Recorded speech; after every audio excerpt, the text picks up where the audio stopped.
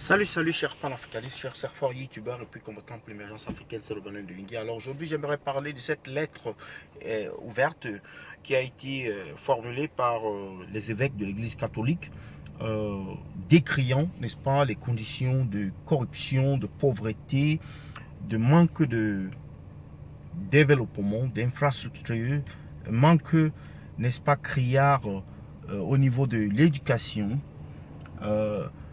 Ils ont donc décrié tous ces mots qu'ils ont rattachés à la gestion actuelle de la chose publique, c'est-à-dire aux dirigeants actuels du Cameroun, sans nommer le concerné, c'est-à-dire sans nommer le roi.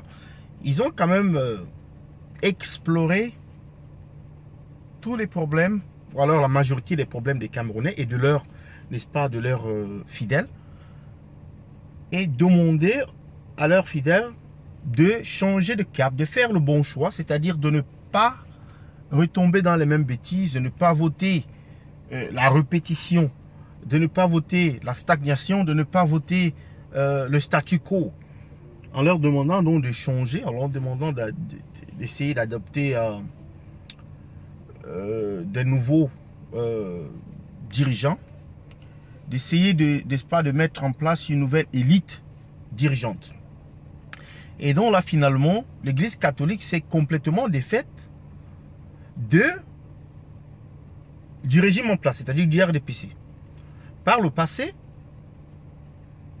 n'est-ce pas, les autorités catholiques ont parfois supporté le RDPC ou le candidat du RDPC, mais il se peut tout simplement que les événements, c'est-à-dire historiques, et même d'ailleurs très récents, il y a un autre évêque encore qui est mort, il y a l'autre qui était mort l'année passée, dont les enquêtes n'ont pas clarifié les conditions de son décès. Donc il y a tous ces problèmes. Cet évêque qui était mort dans l'eau, je suis dans l'eau. Et il y a également un autre qui est mort dernièrement, dans des conditions toujours douteuses, qu'on a retrouvé comme ça mort dans sa chambre. Et dont l'église catholique se démarque bien sûr du régime en place et essaye de sauver, n'est-ce pas, les meubles ici, en donnant des consignes à ses fidèles. Mais ils ne vont pas loin, ils pouvaient aller plus loin en demandant que cette lettre-là soit lue dans toutes les paroisses catholiques du pays. Maintenant,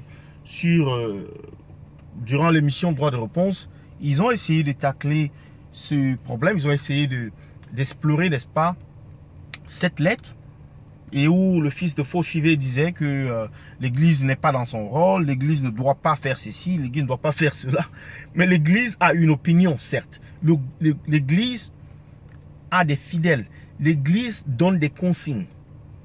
Maintenant, vous ne pouvez pas me dire que les consignes de l'église vont être ignorées à 100%. Il dit oui, l'église ne vote pas.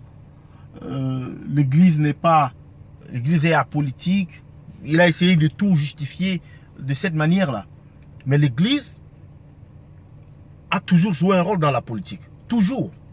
Voilà, il y a au Congo où l'église a sorti les accords de la Saint-Sylvestre. Aux États-Unis, lorsque l'église décide de supporter celui-là, Donald Trump, il est devenu président aujourd'hui. Les conservateurs, quand ils décident de le supporter, il est devenu président par rapport à ce support-là. Donc on ne peut pas dire que l'église n'a pas de place ou que l'église ne peut pas influencer. Certes, l'église va influencer. L'église a toujours influencé. Et donc, je ne sais pas ce que vous pensez par rapport à cette lettre de l'église et à cette situation dans laquelle l'église s'est placée. Comment est-ce que vous analysez cela? Moi, je pense que l'église est dans son rôle. L'église combat la corruption. La corruption, elle est écrite dans la Bible. L'église combat les détournements, le vol, n'est-ce pas, la méchanceté en fait. C'est de cela qu'il s'agit. Lorsque un vieillard de 85-86 ans se représente encore dans une élection présidentielle, mais c'est rien d'autre qu'une malhonnêteté très poussée. Alors, il est normal que l'Église appelle les gens à l'ordre.